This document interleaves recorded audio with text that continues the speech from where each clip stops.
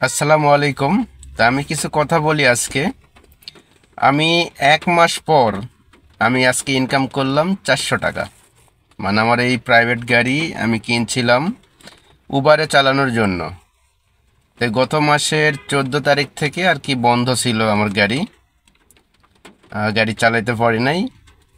তো এর ভিতর তো ছাত্র আন্দোলন, কারফিউ, গোলাগুলি এইসব চলতেছিল, বিভিন্ন ছাত্র মারা গেছিল। তারপর আমি গাড়ি রাইখা, মোবাইল বাসায় রাইখা হচ্ছে মাঝে মধ্যে মিছিলে গেছি, ভিডিও দিব দেখবেন। তো মিছিলে যাওয়ার পর একটা জিনিস হয়েছে, আমার একটা মনের ভিতর যে ভয় ছিল, ভয়টা অনেকটাই কেটে গেছে। আগে অনেক প্রচুর ভয় ছিল, এই যে যাচ্ছি পুলিশে মামলা দিব, ধরে নিয়ে যাব, এই জন্য আর কি একটা ভয় ছিল। আর সব সময় মোবাইল রাইখা যেতাম, মোবাইলে অনেক কিছু থাকতো। তো ওই সময় পুলিশ চেক করলে আমারে গ্রেপ্তার করতো বা নানান কিছু হয়রানি করতো, এটা সাধারণ কথাই। কিন্তু তা আজকে 400 টাকা যে ইনকাম করলাম, এই 400 টাকা তোমার কী হবে? আগা মানে 1 মাস পর আমার 400 টাকা ইনকাম, আজকে 11 তারিখ, বলতে গেলে 1 মাসই। তো আমার ফ্যামিলি আছে, আমার নিজের খাওয়া আছে, ঢাকায় রুম ভাড়া আছে। এই 400 টাকা ইনকাম আসতে শুরু করলাম। আর আগামী দিনগুলোতে যে পরিমাণ সমাবেশ হবে, এটা তো কল্পনাও করা যাচ্ছে না। কারণ বিএনপি, আওয়ামী লীগ, আরও বিভিন্ন মানে প্রতিষ্ঠানের মানুষ, যেমন গার্মেন্টস শ্রমিক বলেন, ব্যাংক খাত বলেন, তারপর ইউনিভার্সিটি বলেন, মানে এক্সট্রা এক্সট্রা একটা করে মানে সমাবেশ হবে।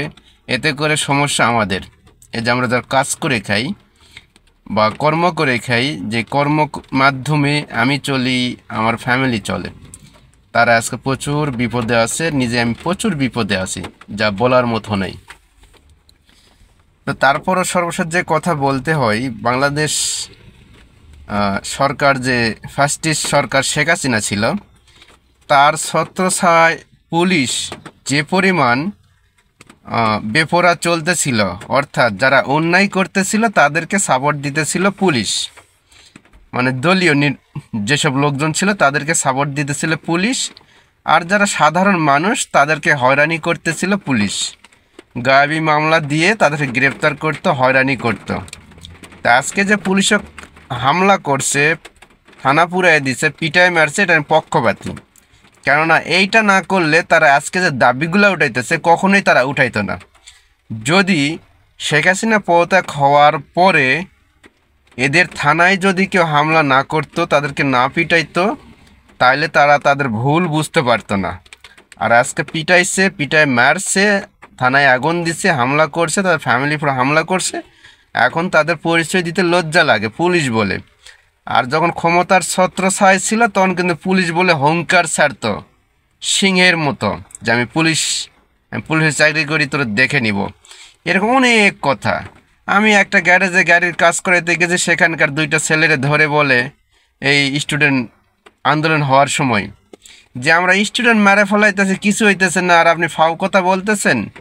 লাস্টে দুইটা ছেলেরে 20,000 টাকাতে ছাড়াই আনতে হয়েছে। তাহলে বলেন, এরা ক্ষমতার ছত্রছায়ায় ভুলেই গেছিল নিজের জীবন বলে একটা কথা আছে, নিজের ফ্যামিলি বলে একটা কথা আছে, নিজের আত্মপরিচয় বলে একটা কথা আছে, নিজের বাবা মার আত্মসম্মান বলে একটা কথা আছে, এসব সব ভুলেই গেছিল বেচারা। তো এখন তারা সব কিছু ভুলে, যেহেতু একটা দুর্ঘটনায় বলতে গেলে তারা যে অন্যায় করছে, এটার একটা শাস্তি, তার শাস্তি পাওয়ার পরও যদি না শুধরায়, তাহলে আর জীবনে এই বাংলাদেশের উন্নতি হবে না। তা আমি মনে করব এটা সব ভুলে যায়, যেহেতু ভুল তাদেরও ছিল এবং রাজনৈতিক একটা চাপও ছিল। তো এইটা আমি মনে করব সাধারণ জনগণের বন্ধু হইতে গেলে এখন সাধারণ জনগণের সাথে তাল মিলে চলতে হবে। একটা পুলিশ যদি কোথাও গ্রেফতার করতে যায়, অবশ্যই ওয়ারেন্ট নিয়ে যাইতে হবে, প্লাস আসামিকে ধরে একটা স্বাক্ষর নিয়ে আসতে হবে আশেপাশের মানুষের কাছ থেকে, এবং তাদের একটা পরিচয় থাকবে, তাদের একটা কাগজ দিয়ে আসবে যে আমি এই ব্যক্তিকে ধরে নিয়ে গেছি, যাতে গুম খুম এবং আয়না ঘরের মতো জায়গা যেন না থাকে। পরবর্তীতে দেখা যাচ্ছে এই ধরে নিয়ে গেল, বিনা ওয়ারেন্টে সে গুম হয়ে গেল, তাহলে কী হবে? আবার সাবেক ক্ষোভ তৈরি হবে পুলিশের উপর। তাই মনে করি বাংলাদেশ পুলিশ এবং আইন শৃঙ্খলা বাহিনী অবশ্যই আশেপাশের প্রতিবেশীর কাছ থেকে স্বাক্ষর নেবে, প্লাস তার একটা কাগজ দিয়ে আসবে যে আমরা ধরে নিয়ে গেলাম এই জায়গায়, তার অপরাধ হলে অবশ্যই শাস্তি হবে, আর অপরাধ করলে অবশ্যই পুলিশ নিরপেক্ষ তদন্ত করে সাক্ষী তার শাস্তি দিবে। এইভাবে পুলিশ আস্তে আস্তে জনগণের বন্ধু হইতে পারবে। তাহলে মানুষ মনে করেন না পুলিশ শুধরাইছে এবং তারা সত্যি ভালো কাজ করতেছে, তখন আপনাদেরকে সত্যি মনে হবে না আপনার দেশের নাগরিক, দেশের সরকারি একজন কর্মচারী এবং আপনি একটা বাহিনীতে জব করেন, সার্ভিস দিচ্ছেন এবং ভালো লাগতেছে এবং আপনাদের ফ্যামিলিরা কোনো টেনশন থাকবে না। অবশ্যই আমি আশা করি এটা বাংলাদেশ পুলিশ বা আইন শৃঙ্খলা বাহিনী এই কাজটাই করবে, অন্যায়ের কোনো সাপোর্ট করবে না। আরে ভাই মারা গেলে তো আজকে মারা গেলে কালকে তো কিছু না, তাইলে আপনার কেন এই হত্যা, দুর্নীতি, গুম খুম ঘুষ করে আপনার সাপোর্ট নেবেন? আপনার নৈতিকতার দায়িত্ব থেকে আপনি আপনার কাজ করবেন, আপনার নিজের বাবা মার সম্মান বজায় রাখবেন, নিজের সম্মান বজায় রাখবেন, আপনার বাচ্চাদের ভালো কিছু শেখাবেন। তো এই এই এই কথাই রইল। ভালো থাকবেন সবাই। আসসালামু আলাইকুম।